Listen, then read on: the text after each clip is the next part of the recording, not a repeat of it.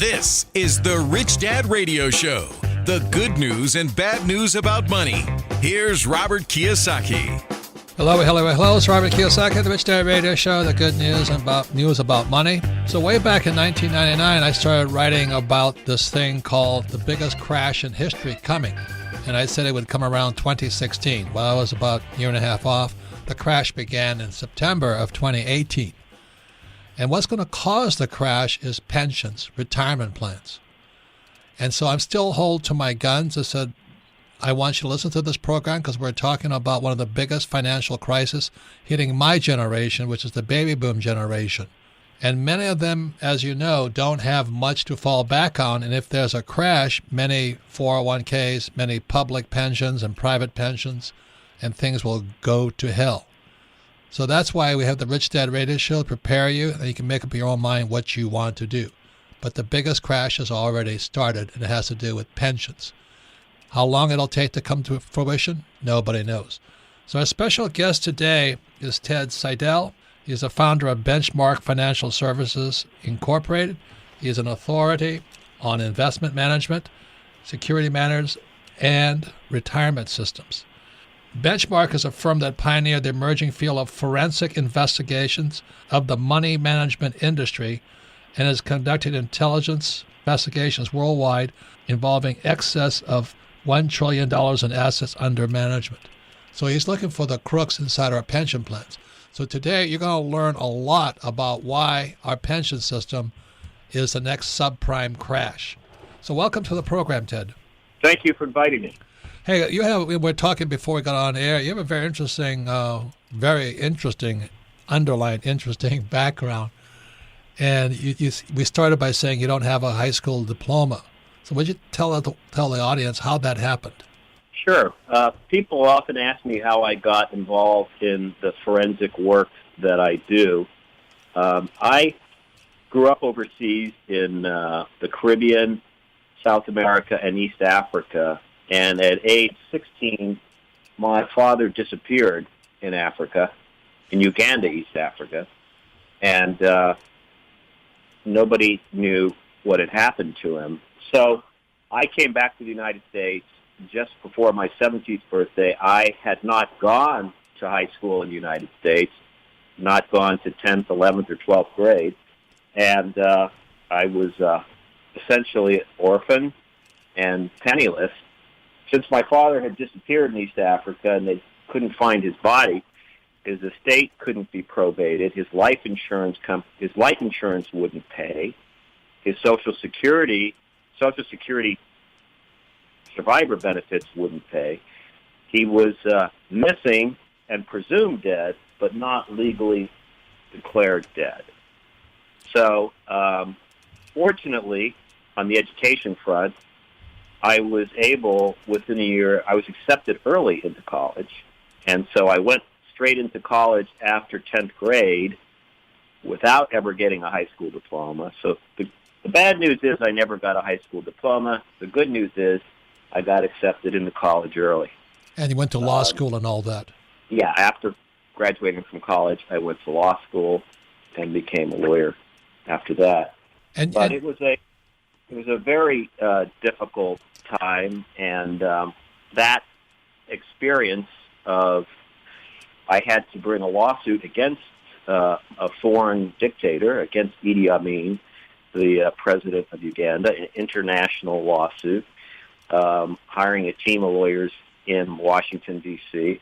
So that kind of compelled me to consider a career in law. I would not have gone to law school, I can tell you right now, had my father not been murdered. And then I forensically had to investigate what happened to him, and I ultimately went back to East Africa in 1997 to find his body and to meet the people who killed him. So that's the short story of how I ended up focusing on the forensic side of the money management industry.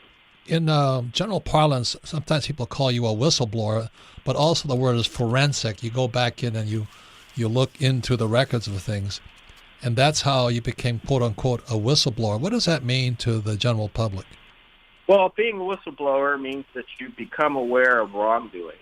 either within your company or around you, either within the company you work or around you. And, honestly, most people, when they are made aware of illegal or wrongdoing at their employer, they keep their mouth shut. It's not human nature to want to piss people off by, particularly your boss, by confronting people about the wrongdoing. So, 9 out of 10 people, when being made aware that there's something really bad happening at their company, will keep their mouth shut. But whistleblowers are people who choose to contact authorities and tell the story about the wrongdoing around them. A whistleblower, if you're proven correct, you're awarded part of the fines or whatever it is that the fraudulent company is involved in. Today, that is the case. I first became a whistleblower in 1988 when I was employed at a large mutual fund company, and as director of compliance, I became aware of illegal activity, and I reported it quietly.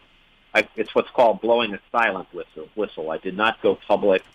Back then, there were no financial rewards for or few for whistleblowers. After Dodd-Frank, the SEC and other regulators, financial regulators in Washington, now have vibrant whistleblower programs, and yes, you can receive financial awards for blowing the whistle. And the reason you're on the Rich Dad Radio Show with me, I think you and I share a common concern, because as you're investigating many pension plans and funds and fraudulent activities going on, or corrupt activities going on, would you say that the baby boom generation may not be able to afford to retire? Or there's something's rotten in the pension programs of America? Absolutely. If you look at the baby boom generation, and if you were to do a study of what does your average baby boomer look like, do they have health insurance? Are they overweight? How much do they have in savings? How much do they have in pensions? The picture that emerges is very bleak. I mean, I could go through each of those issues. They say 78% of all Americans are living paycheck to paycheck. My research is that the average 401k balance is about $25,000, and this is for people in their 50s and 60s. The lack of health insurance is a big issue. So the future is very bleak for most baby boomers. I think it's over half of Americans who are retired. They depend on Social Security, predominantly on Social Security to live on, which is not a lot of money. So that's the demographic issue. And then in terms of pensions, I tell people a simple way to understand pensions is that there are three drivers to the health of the pension system. One is how much money goes into the pension system. Two is how the money in the pension system is managed. And three is how much money is paid out of the pension in the form of benefits. For the majority of pensions in the United States, certainly public pensions, state and local pensions, there is not enough money going in. The money is being invested terribly, performing well below any S&P 500 index. And the benefits, I don't view the benefits as generally being that high. Some people focus on that the benefits are too rich. For some people they are, but the overwhelming majority, they're not. Overwhelming majority of policemen, firemen, school teachers are not retiring with a lot of money coming into it. But certainly the mismanagement of the pension money is a big, big issue, and the one that's most often overlooked. And that's what you write about in some of the papers I've read about you, is that it's not just mismanagement, it's actually stupidity and corruption by the fund managers, not the police officers, not the firemen, not the teachers, but the people that they trust their pension to are either corrupt, incompetent, or completely have no idea what they're doing. Am I summarizing that correctly? Yeah, I wrote an article called "Top 10 Reasons Why Stealing from a Public Pension is a Smart Idea." And when you look at public pensions, one of the big problems is they are not subject to any comprehensive law. So ERISA is the federal law that protects private corporate pensions. Right. ERISA For those who may not know, ERISA protects your 401ks, and those are private or IRAs. But if you work for the government and you have a public pension, like California's CalPERS, then there's no oversight. There's nobody watching what the so-called managers are doing. Is that what you're saying? Yeah, the ERISA does not apply. The huge loophole to ERISA is that public pension money is not governed by ERISA. So that's a big safeguard that the federal law that protects retirement savings does not apply to state and local pensions. The next big issue is that the boards of these pensions there's no requirement that the board of directors of these pensions have any training in investment matters. So most state and local pensions, the board consists of policemen, kindergarten teachers, sanitation workers, people who are not at all knowledgeable about financial matters, and then they, hire Wall Street to watch over their money. So you've got a board of civil servants trying to do business with some of the craftiest sharks in the world, Wall Street. And the article I saw you wrote, you say a lot of these more exotic investments like private equity and then hedge funds, they come to town, they wine and dine these lack of sophisticated managers. So they get free trips, booze, women, fun, and all this, which influences them to buy the banker's products. Is that correct? Yeah. Wall Street basically has a unlimited checkbook to wine and dine clients in pursuit of, let's say, $100 million account. So I've gone with these board members and Wall Street guys on hot air balloons rides over Albuquerque, on helicopter rides over Maui, to Benihana Steakhouse in Honolulu, Ruth Chris, you name it. And that is what Wall Street does. They wine and dine state workers who are on these boards and show them the time of their lives. And that's how they get the contract. I think I read that one of these boards invested in Beanie Babies or something. Yes, that was the Ohio Bureau of Workers' Compensation, invested in Beanie Babies. And so I've seen any kind of ridiculous investment you can imagine. One of the most popular is right in your realm, real estate. Yeah. Oh, generally, local pensions often invest in local real estate projects. So you'll have a pension that's financed a football stadium or a convention center, or something that's supposed to be economically targeting the locality.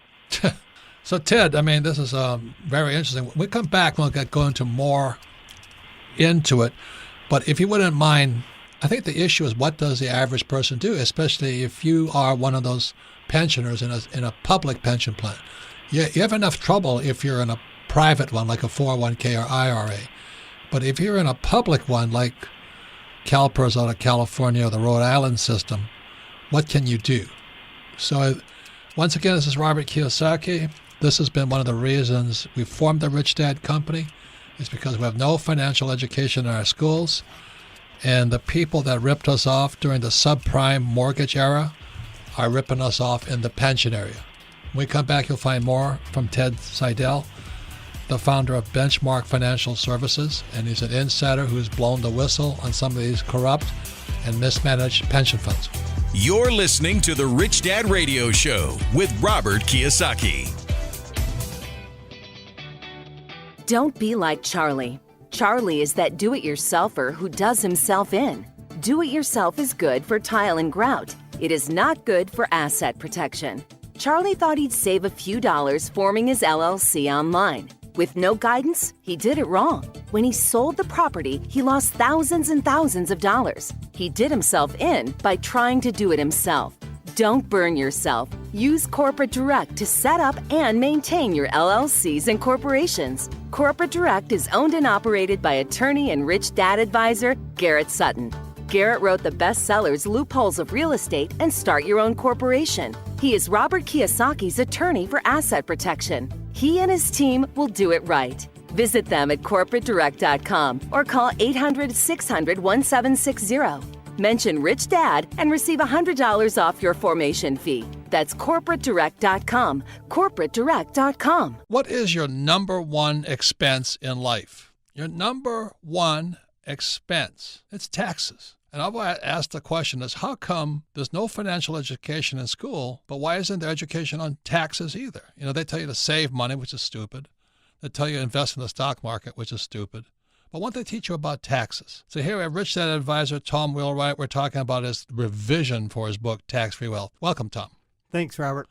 So what's the Tax-Free Wealth about? What's different this time? It's a revised edition. Well, so what we did was this is the first major tax reform we've had in 30 years, 2017. Was 86 was the last one? 86 was the last one, back when I was in Washington, D.C. So many guys got wiped out because of that tax change. They did. They did. It wiped out an entire industry, savings and loans. This new tax law is just as big, but in a very different way. It affects different industries. You know, the tax law is always a series of incentives. And the question is always which incentives and which ones apply to me. And so the key to revising tax-free wealth was, what changed so much in this new tax law that we can absolutely take advantage of? Seriously, the amazing incentives. For example, the bonus depreciation, for example, for real estate is unbelievable. You buy a $1 million apartment, get a $300,000 deduction or more the very first year. So if you want to make more money and pay less taxes like Donald Trump and myself, get Tom's book, Tax-Free Wealth. Log on to richdadradio.com while you listen. Now back to Robert Kiyosaki. Welcome back, Robert Kiyosaki, the Rich Dad Radio Show, the good news and bad news about money. You can listen to the Rich Dad Radio program anytime, anywhere on iTunes or Android. And all of our programs are archived at richdadradio.com. So you can listen to this program again because we're an education company. We don't make recommendations or sell much.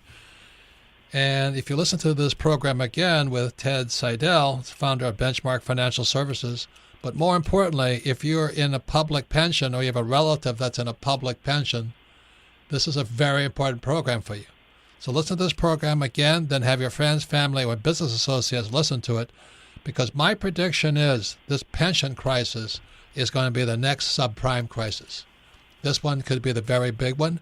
And my concern is my generation, the baby boomers, are not prepared for what's going to come, because baby boomers are out of time and out of money. At least in 2007, they had some time, and they had time to make some money back. This next crash might wipe them out, might wipe all of us out.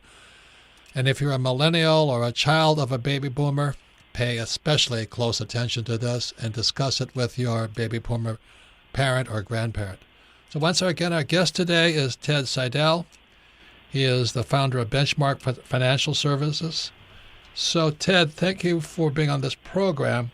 Can you tell us a little bit about CalPERS, which is the nation's largest public pension plan? Yeah, I've known CalPERS since 1990, and I've known their board members. And it obviously is the nation's largest public pension. And for many years, it enjoyed a reputation as being sort of the gold standard, that CalPERS was so big, so professionally well managed, that they were always on the cutting edge, and they were the standard other pensions should strive to meet. But over the last 20 years, it's become increasingly obvious that they're not at all the gold standard. They have been rocked by scandal after scandal. I wrote an article in May 2017 called How to Steal a Lot of Money from CalPERS. And the first line in the article was, how hard would it be to steal millions from CalPERS, the nation's largest public pension with $320 billion in assets? Easy peasy was the answer. So, and it talked about, I started by in the article talking about how in an 2015 meeting, the board admitted they didn't even know what the fees they were paying to Wall Street money managers. So it is a very poorly managed pension that loses a lot of money because of politicalization. I call it politicization of the investment process and other mismanagement. My attorney, who follows all this, he said that CalPERS was sued to find out how far underwater CalPERS was, and he said it was $1 trillion. Can you verify that or no? I'm not familiar with that study. All I know is that that it underperforms chronically, and the fees that it pays are astronomical, and billions higher that it needs to. So I sent a letter to the board, I think it was about 8 years ago, saying that I was aware of investment wrongdoing related to the pension, and I would be prepared to meet with the board to discuss it. And they had no interest in meeting with me at all. I wonder why. A board member at CalPERS asked me to send the letter. He walked it in, and they were not interested. And one of the board members said, "How is this letter from Sedell any different from the thousands of others we receive?" And I said, my response to that was, look, if you're getting thousands of letters from leading experts in pension forensics that something you're doing is wrong, then that's really screwed up. Obviously, they're not getting those letters. My letter was unique. My credentials were unique. There were very compelling reasons to meet with me. No financial downside. I wasn't asking them to pay me to meet with me. So all that could have happened is they could have learned, but they didn't want to learn what I had to say. So that was the downside. You think they're covering up something? Oh, they certainly are covering up something.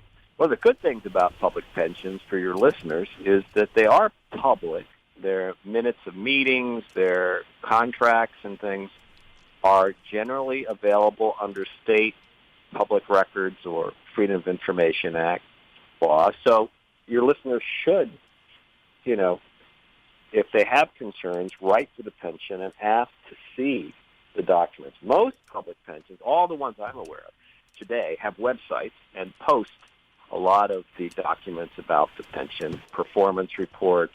The information is often wrong, but you can get a lot of information from their website and from public records requests. But Ted, you say that this is your forte, this is your strength. You go in and take a look at it. The average person probably could not see what you see. Now, moving on, you went after the pension of Rhode Island. What did you find there? And as a whistleblower, there was a large award going out? I think you might be confusing two things, but I recently received the largest whistleblower award in history from the CFTC, $30 million. Congratulations. Thank you. Well deserved. Yeah. And then the largest award in history from the SEC of $48 million. Oh, okay. So what is a CFTC?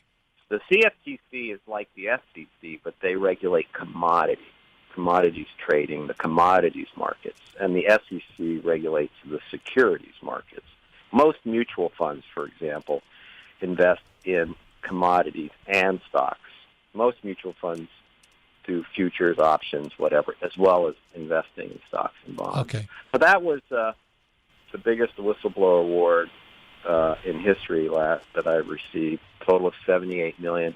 When I went to Rhode Island a few years ago, actually 6 years ago, in 2013, the new treasurer of Rhode Island, who was very popular Democrat, said she had found a way to solve the nation's retirement crisis.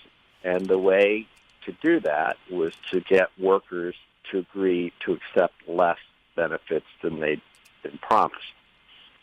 So she attempted to cut the benefits. They went to court. The court agreed she could do this. So workers' benefits in Rhode Island were slashed and by 3%. the cost of living adjustment was eliminated. So that was part of the story, was she was going to cut benefits. What she didn't tell workers and taxpayers was she was going to gamble the money in hedge funds. Huh. So she ended up cutting workers' benefits by 3% and paying Wall Street 4%. Hedge funds charge fees of 2% plus 20% of the gains, which amounts to about 4%. So it was a sort of sleight of hand where she said that by cutting workers' benefits, the pension would be restored. Less money would be going out of the pension. But what she didn't tell them was that by paying Wall Street more, the pension would actually be worse off. And that's what happened. That's what I exposed in Rhode Island in 2013, that this was not an austerity program. This was not pension reform. This was basically taking 3% from workers to give Wall Street 4%. Wow. When you think about the mindset that would have done something like that. And by the way, did Wall Street pay off on that 4%? I mean, did it make sense? I mean, if they returned 20%, it would be great, but you're paying them 4% and you're losing money. That's a whole other story. Oh, no, they did terribly. As I predicted, and as at the time in 2013, Warren Buffett had warned public pensions all over the country not to invest in hedge funds. I don't know if your listeners know it, but Warren Buffett very publicly bet a group of hedge funds $1 million that they would underperform the stock market over the next 10 years. And they were foolish enough to take that bet against Warren Buffett. And your readers can look online. The results of the bet were that Buffett handily won. The hedge funds dramatically underperformed the stock market. And in 2013, in Rhode Island, the pension was told, do not do this, by investment luminaries like Warren Buffett, John Bogle, and Ted Siddell. But they went ahead with the gamble, and it ended up losing $500 million in the first 8 years. So how does that affect the pensioner in Rhode Island? What does that mean to them? Well, I mean, what it means is that their benefits were cut to supposedly make the pension more sustainable, but then the people running the pension gambled, so the pension's actually worse off, or certainly no better off. So they took a pay cut for nothing. Jeez. Their benefits were cut, and the pension ended up losing far more than the pension saved by cutting workers' benefits. Say, did you hear this latest thing I heard just recently, that New Jersey, because their pension is so depleted, they're now going to charge a rain tax on New Jersey's residents? I haven't heard that, but I do know that New Jersey has been terribly managed for decades, and I believe is one of the worst pensions. Kentucky I think, is on the verge of bankruptcy, but New Jersey and Illinois are certainly poster childs for how not to run a pension. And since I'm from Hawaii, how is Hawaii doing?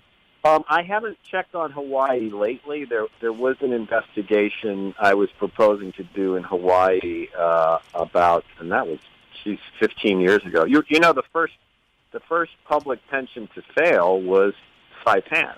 Oh. So I was out giving a speech in Guam and Saipan, and Saipan attempted to go bankrupt to not pay the employees. Right. So Hawaii, I'm not sure of where they're at today. I do know that there was an investigation I tried to do of something I was aware of there, but nobody wanted the investigation done. And then what is wrong with Kentucky? Well, Kentucky, I say, is the worst because they are only, at this point, I think 12% funded. Jeez. So you can look up the exact number, but the point is they have 12 cents for every dollar they promised workers. And when you get to that low a level, you are basically spending all the money you have. The money you're basically more money is going out, and the end is within view, within a few years away. So the investment program in Kentucky has been terribly managed for decades, and the pension's about to run out of money. There is a lawsuit being brought against the board, or at least I think it's against all the Wall Street firms, the hedge funds that mismanage the pension. But it is, and of course, let us not forget Puerto Rico, another public pension, U.S. pension, that has run out of money. So there are, Puerto Rico is an example of what happens when pensions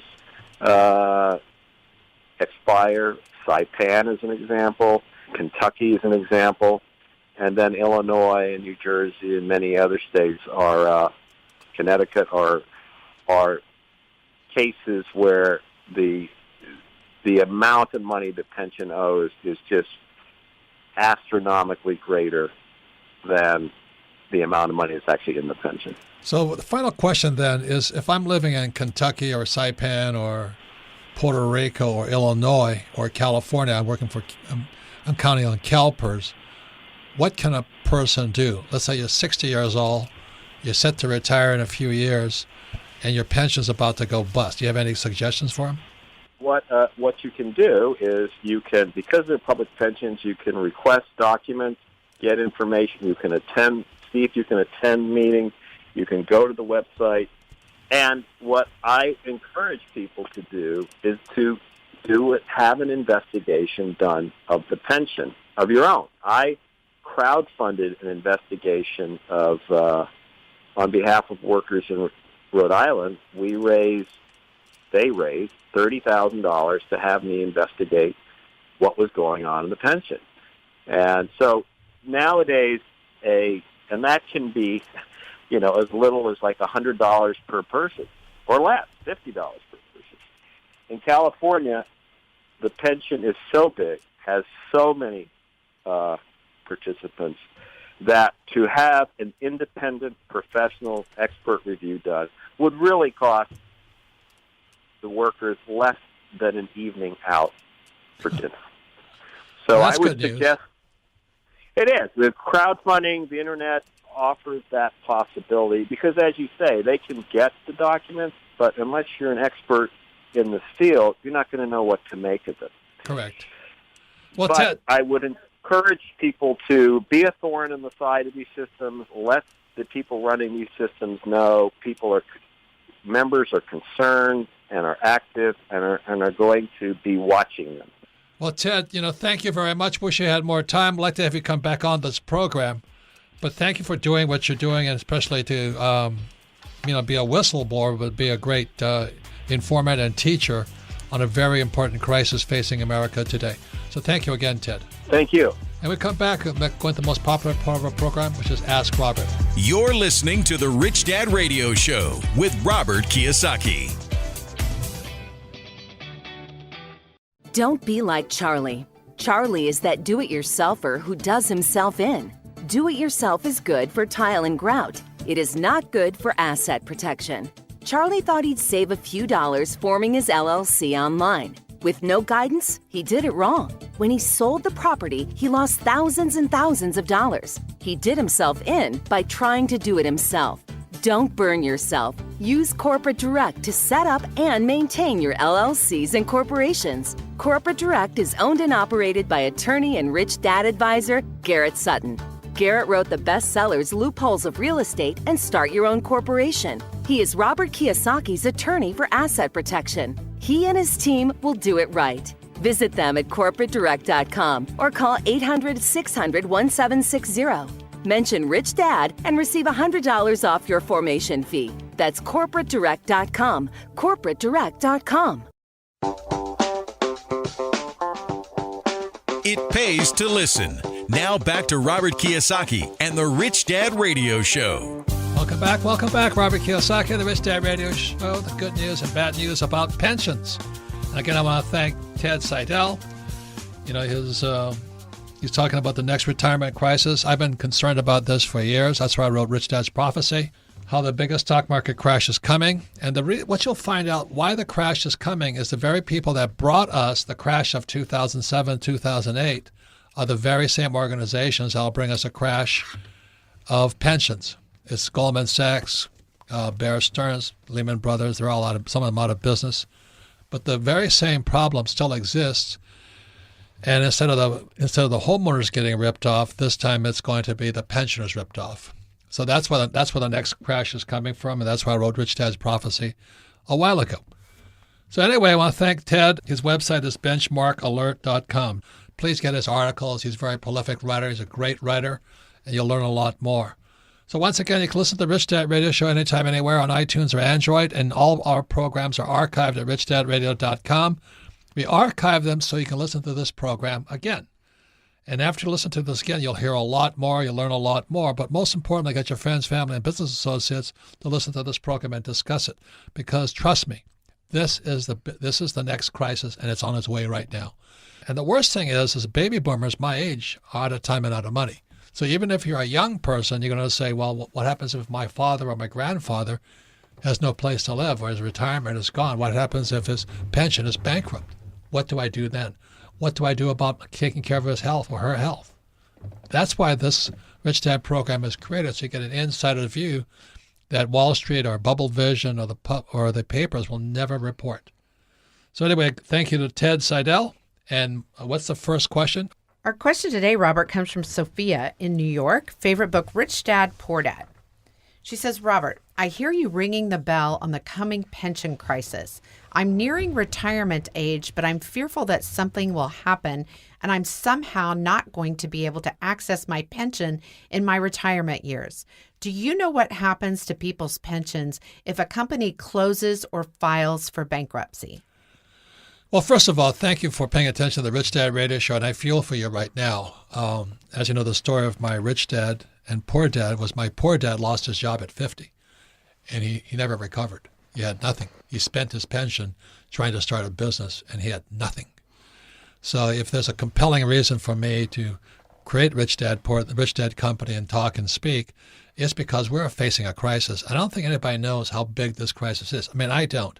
But it's estimated to be over a $225 trillion problem, unfunded. That's how much money they're short. So you think the last bailout was big. That last bailout was only like 40 trillion. This is 250 trillion. So that's why I wrote Rich Dad's Prophecy, and that's what Rich Dad Company was formed. But to answer your question, a big question is who is the insurance company behind your pension? If it's the PBGC, the Public Pension Benefit Guarantee Corporation, it's like the FDIC, the Federal Deposit Insurance Corporation. So the FDIC backs up your savings. The trouble is FDIC is bankrupt. You know, if there's a run on the bank, there's not enough money in the FDIC to cover the $250,000 they promised me to get my money back. So Kim and I have a problem of excess cash, and we started broke, but we just kept following our plan. And so we have $250,000 deposits all over in different banks and all that. But what if FDIC is not there? And it's the same thing for the PBGC, the Pension Benefit Guarantee Corporation. It's bankrupt also. The good news is you're early. You can do something about it yet before the crash comes. So again, that's why I write, that's why I talk. But my whole thing here is this. I think it's important that you take responsibility for your education, your financial education, because our school teachers know nothing either. As Ted Seidel talked about, many of these pensions are managed by school teachers, firefighters, and all that, people who know nothing. And then Wall Street comes in with their private equity and hedge funds and takes advantage of uneducated public employees. So, ladies and gentlemen, I wish I had a quick answer for you, but I don't. But I thank you for listening to this program, and I thank Ted Seidel again. And once again, you can submit your questions to AskRobert at richdadradio.com. Thank you for listening to the Rich Dad Radio Show.